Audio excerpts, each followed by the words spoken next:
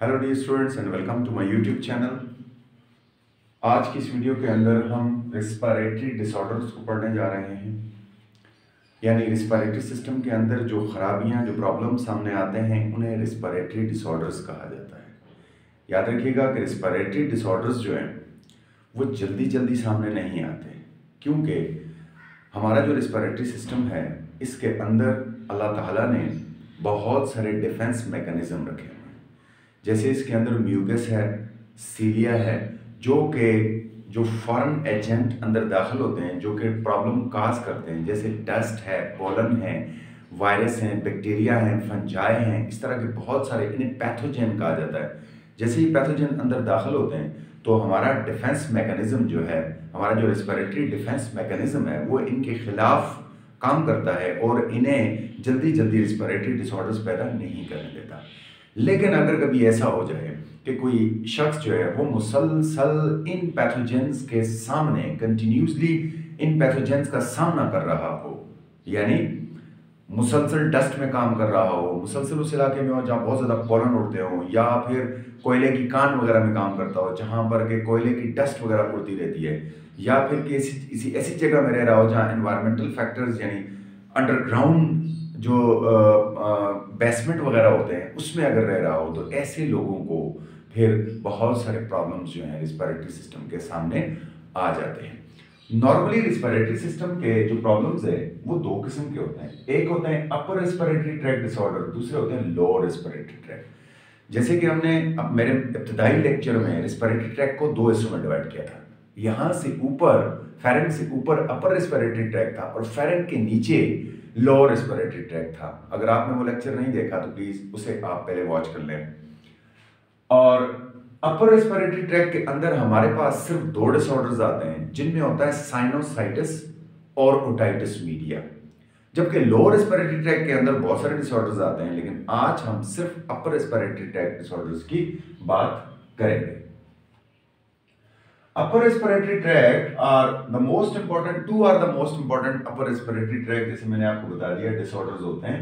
पहला है जी sinusitis. Sinusitis जैसे उसके नाम से जाहिर है, साइनो मीन साइनसेस, और जिस चीज के साथ भी ये लफ्ज TIS लगा हुआ होगा, याद रखिएगा इसका मतलब है इन्फ्लेमेशन।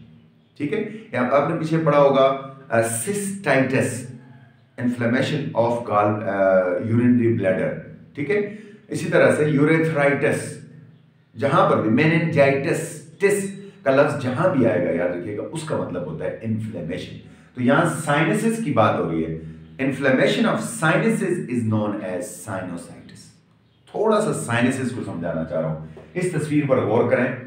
हमारे जो स्कल बोन है इसमें खासतौर पर ये जो फेशियल बोन्स हैं, फेस की जो हड्डियां हैं, इन फेशियल बोन के अंदर कुदरती तौर पर चार बहुत बड़े बड़े होल्स मौजूद होते हैं, सुराख होते हैं। ये 6 होते हैं लेकिन इनमें से 4 बहुत बड़े बड़े और अहम होते हैं, इसलिए हम उसी पर फोकस करेंगे। इन 4 बड़े होल्स को हम साइनसेस कहते हैं। क्या पोजीशन होती है जी? 2 साइनसेस हमारी आंखों के ऊपर यहां इस रीजन में पाए जाते हैं और इस रीजन का नाम है फ्रंटल रीजन। ये फ्रंटल बोन है। इस फ्रंटल बोन के अंदर जो 2 साइनसेस होते हैं उनका नाम है जनाब फ्रंटल साइनसेस। इसी तरह से 2 जब आंखों के आगे इस नीचे इस बोन पर आ जाए तो इसे हम कहते हैं मैक्सिलरी बोन। ये पूरी मैक्सिलरी बोन है, हमारे अपर जॉ की जो बोन है इसे मैक्सिलरी बोन कहते हैं। और यहां पर भी 2 बड़े बड़े जो है वो होल मौजूद होते हैं, ये चैम्बर्स मौजूद होते हैं। इनको हम जो है वो मैक्सिलरी साइनसेस कहते हैं। मैक्सिलरी साइनसेस और फ्रंटल साइनसेस का नाम आप याद रखेंगे। अब नॉर्मल साइनसेस का काम क्या होता है? साइनस के अंदर म्यूकस, सीलिया वगैरह प्रोड्यूस होते हैं जो कि आने वाली जो एयर है उसकी इरिटेशन को कम करते हैं। एयर के साथ जो हमारे पास डस्ट दाखिल हो जाती है, पोल्यूटेंट दाखिल हो जाते हैं, पैथोजन दाखिल हो जाते हैं, ये म्यूकस जो वहां से हमारे साइनसेस से प्रोड्यूस हो रही है ये उसको वहीं मार देती है, उनको उसकी एयर की इरिटेशन को कम कर देती है, उसे वार्म भी कर देती है। ठीक है जी। लेकिन अगर किसी वजह से मुसलसल कोई, मैंने कहा ऑर्गेनिज्म या ह्यूमन बीइंग जो है वो किसी ऐसी जगह पर है जहां के डस्ट पोलन मुसलसल अंदर जा रहे हैं, तो ऐसी कंडीशन के अंदर ये इरिटेंट हो जाते हैं, इनके अंदर खुद प्रॉब्लम काज हो जाता है और उस प्रॉब्लम का नाम हम रखते हैं साइनोसाइटिस। साइनोसाइटिस 2 किस्म का होता है। एक होता है एक्यूट साइनोसाइटिस, एक होता है क्रोनिक साइनोसाइटिस। एक्यूट साइनोसाइटिस को शॉर्ट टर्म भी कहा जाता है क्योंकि ये थोड़े वक्त के लिए जाहिर होता है और इसकी सिम्टम अमूमन 2 से लेकर 8 हफ्तों तक यानी 2 to 8 वीक्स इसकी सिम्टम जाहिर आती हैं, फिर उसके बाद सिम्टम खत्म हो जाती हैं। लेकिन अगर ये प्रोलॉन्ग हो जाए, लंबा हो जाए, 3 माह, 4 माह, 1 साल, 6 माह, 2 साल तक, और कभी कभी ये लाइफ में चलता रहता है, इस कंडीशन में इसको क्रोनिक साइनोसाइटिस कहते हैं। इसकी सिम्टम्स प्रोलॉन्ग होती हैं, लंबे अरसे के लिए होती हैं। वजूहात पर आते हैं जी, व्हाट आर द काजेस, क्योंकि जब भी आप किसी डिजीज को पढ़ेंगे पहले उसकी डेफिनेशन देंगे, फिर जनाब उसकी काजेस देखेंगे, फिर उसकी ट्रीटमेंट देखेंगे, सिम्टम देखेंगे, फिर उसकी ट्रीटमेंट देखेंगे। तो काजेस के ऊपर बात करते हैं जनाब। 5 बड़ी काजेस होती हैं इसकी। पहली होती है जनाब due to virus and bacteria, किसी भी वायरस से pathogen virus bacteria sinusitis, sinuses में घुस जाए, वो इन्फ्लेमेशन कर दे, वहां इरिटेशन कर दे, उससे साइनोसाइटिस हो जाता है। एलर्जेंट लाइक डस्ट एंड पॉलन, मुख्तलिफ एलर्जेंट होते हैं जिनसे लोग नॉर्मली, बहुत सारे लोगों को उससे कुछ नहीं होता, लेकिन कुछ लोगों की इम्यूनिटी उस चीज को बर्दाश्त नहीं कर सकती, वो उसके खिलाफ एलर्जेंट हो जाती है, जैसे डस्ट पॉलन वगैरह होते हैं। ठीक है, जब वो बॉडी में दाखिल हो जाते हैं तो उससे भी एलर्जी या साइनोसाइटिस हो सकता है। तीसरे नंबर पर environmental factor like dry hot air और कोल्ड वेट एयर।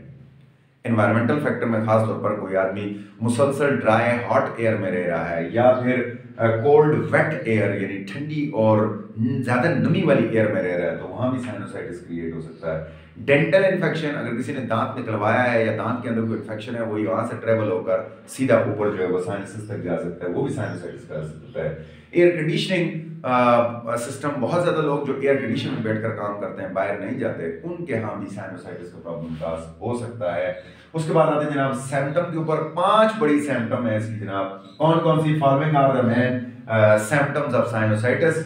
ये याद रखिएगा, ये आप खुद अपने नज़ला जुकाम से देखकर सिम्टम्स को आपको रटा मारने की जरूरत नहीं है। कैसे? जब नज़ला जुकाम शुरू होता है पहले छींकें आती हैं, गला खराब होता है, तो सबसे पहले sneezing, irritation, throat, sore throat, गले में जो है वो यही होता है। देखें, sneezing with irritation in knows and throat और सोर थ्रोट, मैंने कहा पहला अलामत ये होती है। उसके बाद अगली अलामत दर्द होने लगता है यहाँ, ठीक है, पेन होता है, फेशियल पेन होता है, और आपकी जो वॉइस है वो रिस्पी हो जाती है, आवाज फट सी जाती है। तो ये अलामत होती है कि अब आपको साइनोसाइटिस जैसी अलामत जाहिर होना शुरू हो जाती है। सो फेशियल पेन, हेडेक, सर में भी इसके साथ दर्द होता है, और रिस्पी वॉइस जो है वो आपकी खराब हो जाती है, फट सी जाती है। इस वक्त मेरी भी थोड़ी सी वॉइस जो है वो ऐसी हो रही है। Nasal obstructions with fluid entering into pharynx, nasal obstruction, उसके बाद नाक बंद हो जाती है, खुसूसन रात को। अगर आप रात को आप सो रहे हैं, आपकी नाक बंद हो गई है, तो आपकी स्लीप डिस्टर्ब हो जाती है, आप सो नहीं पाते। और उसके साथ साथ जब नाक को रास्ता बाहर नहीं मिलता तो रेशा अंदर गिरता है, ठीक है, वो जो फ्लूइड होता है वो अंदर गिरने लगता है और अंदर फेरिंक्स पर जाता है और इरिटेशन पैदा करता है, अंदर प्रॉब्लम पैदा करता है। उसके बाद पस लाइक डिस्चार्ज फ्रॉम नोज, सुबह आप जब उठें और या आप कोई एक्सरसाइज करें, आप गर्म करें अपनी बॉडी को, तो पस लाइक डिस्चार्ज हो सकता है। इसके अलावा जो है एक और चीज होती है हेलियोटोसिस। हेलियोटोसिस का मतलब होता है बेड ब्रीथ, और जब ये प्रॉब्लम लंबा हो जाता है, पस आने लगता है, तो फिर आपकी जो बदबूदार सांस आप में हो जाती है, सांस से बदबू आने लगती है। ये एक बड़ा खतरनाक प्रॉब्लम है, इसका ट्रीटमेंट जरूरी है क्योंकि ये आपकी बॉडी के तमाम हिस्सों पर असर करता है। आपके बाल सफेद कर देता है, उसके बाद आपकी जो देखने की बिनाई है उसको मुतासर कर देता है, आपके टीथ को मुतासर कर देता है, आपकी अगर बेर्ड है तो उसके बालों को भी ये फौरन सफेद करता है, आपकी उम्र को कम करता है। तो इसलिए इसका ख्याल रखना बहुत जरूरी है। क्या ट्रीटमेंट कर सकते हैं? 4 इसकी ट्रीटमेंट, याद रखिएगा 5 काजेस हैं, 5 सिम्टम है और 4 ट्रीटमेंट है। आसान सी बात है। पहली ट्रीटमेंट है एंटीबायोटिक, अगर बैक्टीरियल है तो उसमें हम एंटीबायोटिक यूज करेंगे। दूसरी है एंटी एलर्जेंट, यानी अगर एलर्जी है, किसी को डस्ट पॉलन से एलर्जी है, तो आप एंटी एलर्जेंट मेडिसिन यूज करेंगे। उसके बाद है डीकंजेस्टेंट, छाती कंजेस्ट हो गई है, नेजल कंजेस्टेड है, तो आप डीकंजेस्टेंट स्प्रे वगैरह देते हैं, उसको स्प्रे यूज किया तो उससे ये रिमूव हो जाता है। रिलीफ मिलता है, वक्त तौर पर खत्म नहीं होता। एक और चीज़ है नेबुलाइजेशन, ये भी डीकंजेस्टेंट में ही आता है, जिसे हम भाप लेना कहते हैं। जब भाप लेते हैं तो नालियों के अंदर, एयरवेज के अंदर जब भाप जाती है गरम गरम, तो वो वहाँ जमे हुए म्यूकस को जो है वो फ्लो करने में मदद करती है, और वो भी हमारी चेस्ट को खोलने में और नेजल की जो प्रॉब्लम्स हैं इनको खोलने में, साइनसेस को खोलने में मेन रोल प्ले करती है। इसलिए नेबुलाइजेशन भी इसमें एक अहम काम है। एज ए होम्योपैथिक डॉक्टर यहाँ एंड पर मैं आपको अपना एक फार्मूला बताना चाहता हूँ। होम्योपैथिक की एक मेडिसिन आती है, उसका नाम है ट्यूक्रियम। क्या नाम है जी? उस मेडिसिन का नाम है ट्यूक्रियम। ट्यूक्रियम, इसकी पोटेंसी होम्योपैथिक में आती है क्यू पोटेंसी, और इसके साथ एक और मेडिसिन है काली म्यूर। याद रखें, इसकी अगर 30 पोटेंसी के साथ एज ए टैबलेट या ड्रॉप्स में ये यूज की जाए और ट्यूक्रियम के ड्रॉप्स क्यू पोटेंसी के अंदर नाक के अंदर डाले जाए तो ये बेस्ट ट्रीटमेंट है किसकी? साइनोसाइटिस की। तो ये आप कर सकते हैं जनाब। उसके बाद हम अगले टॉपिक पर चलते हैं। अगले टॉपिक पर हमारे पास जो टॉपिक है वो है ओटाइटिस मीडिया। ओटाइटिस मीडिया का मतलब होता है inflammation of the middle ear, कान के दरमियानी हिस्से की इन्फ्लेमेशन। याद रखिएगा कि हमारा जो कान है, अगर मैं थोड़ी सी इसकी डायग्राम आपके सामने यहाँ ड्रॉ करूं तो कान के अंदर जो है 3 हिस्से होते हैं। ये जो बाहर वाला हिस्सा है, ये वाला, इसको कहते हैं आउटर ईयर। इसके बाद ये एक लंबी सी ट्यूब होती है, और ट्यूब के यहाँ, डायग्राम थोड़ी अच्छी से नहीं बन रही लेकिन यहाँ पर एक पर्दा होता है, इसे कहते हैं एयर ड्रम। एयर ड्रम से लेकर यहाँ तक इतना जो एरिया है, यहाँ से आगे फिर आपको पता है कि बहुत सारी इनर एयर की ट्यूब शुरू हो जाती हैं। यहाँ से पीछे फिर ऑडिटरी नर्व निकलता है। हमारे पास जो बात आ रही है ना, वो इस एरिया की आ रही है। इस एरिया के अंदर 3 बोन्स होती हैं जिन्हें एंकस स्टेप्स कहा जाता है। ये 3 बोन्स जो हैं इस एरिया को मिडल ईयर कहते हैं, और मिडल ईयर से नीचे की तरफ एक ट्यूब निकलती है। इस ट्यूब का नाम है स्ट्रेचियन ट्यूब, और ये आपके फेरिंक्स में जाती है। ठीक है जी। तो इस मिडल ईयर की अमूमन इन्फ्लेमेशन हो जाती है, और इस इन्फ्लेमेशन को हम ओटाइटिस मीडिया कहते हैं। It is the cavity between the eardrum and the inner ear. ये inner ear है और ये eardrum है, इसके दरम्यान की जो कैविटी है इसको हम क्या कहेंगे? इसको हम कहेंगे जनाब मिडल ईयर, और इसकी इन्फ्लेमेशन को हम ओटाइटिस मीडिया कहते हैं। काजेस की बात करते हैं। Following are the main causes. इसकी 3 मेन काजेस हैं। It is usually caused by the blockage of Eustachian tube. याद रखें, ये जो स्ट्रेचियन ट्यूब है, नॉर्मली मिडल ईयर के अंदर जो फ्लूइड पैदा होता है वो उसको नीचे फेरिंक्स तक ले जाती है, लेकिन अगर किसी वजूहात की वजह से ये ब्लॉकेज हो जाए, और खासतौर पर बच्चों में ये बिल्कुल ऐसे वर्टिकल नहीं होती बल्कि ऐसे हॉरिजॉन्टल होती है, और ये जल्दी ब्लॉक हो जाती है। जब ये ब्लॉक हो जाए तो क्या होता है? फौरन के फौरन इसके अंदर जर्म्स वगैरह पेनिट्रेट हो जाते हैं, और जर्म्स अंदर पेनिट्रेट होकर फौरन बैक्टीरिया वहां ग्रो करने लगते हैं या वायरसेस वहां ग्रो करने लगते हैं, और वो कान के अंदर इन्फ्लेमेशन कर देते हैं, जिसे हम ओटाइटिस मीडिया कहते हैं। Secondly, usually caused by virus, bacteria, fungi. Virus, bacteria, fungi इसको काज करते हैं जो अंदर दाखिल होते हैं, लेकिन कुछ चीजें जो इसको बढ़ाती हैं वो कौन कौन सी हैं? Cold, sore throat, respiratory infection, specially sinusitis, ये जो बीमारियां हैं, ठीक है जी, सर्दी हो जाए, नज़ला जुकाम हो जाए, बार बार नज़ला जुकाम हो जाए, या फिर रेस्पिरेटरी प्रॉब्लम हो आपको, तो फिर गला खराब हो, सोर थ्रोट हो, यहाँ से ये इन्फेक्शन बड़ा जल्दी कान तक पहुंच जाता है और अमूमन ओटाइटिस मीडिया का बायस बन जाता है। अगली जो चीज है वो है जनाब इसकी सिम्टम्स। सीवर, कान में दर्द, डेफिनेटली अंदर इन्फ्लेमेशन होगी तो कान में दर्द होगा। So severe pain in the ear, कान के अंदर शदीद दर्द होता है। उसके बाद टिगिंग और पुलिंग इन वन और बोथ ईयर, कान के अंदर अजीब सा कान बंद भरा हुआ महसूस होता है, उसके अंदर खिंचाव सा महसूस होता है, पुलिंग महसूस होती है, कभी एक में कभी दोनों कानों में, और इसको टिगिंग या पुलिंग जो है वो कहते हैं। इसके अलावा फ्लूइड डिस्चार्ज, आखिर में कान से फ्लूइड डिस्चार्ज होगा अगर स्ट्रेचियन ट्यूब खुल गई या वो ना खुली, पर्दे से किसी भी तरह करके कान से डिस्चार्ज होगा फ्लूइड। इस तरह से hearing difficulty and loss of balance, सुनने में प्रॉब्लम होगा, आगे पानी है कान के अंदर, जो आवाज है वो पूरी अंदर नहीं पहुंच रही, उसकी वजह से जो है सुनने में डिफिकल्टी। और कान का ताल्लुक जो है वो हमारी बॉडी के बैलेंस से होता है, ठीक है जी। अगर ये डिस्टर्बेंस हो गया तो बॉडी का बैलेंस डिस्टर्ब हो जाएगा और वो भी जो है हमारे लिए एक बड़ा प्रॉब्लम का होगा।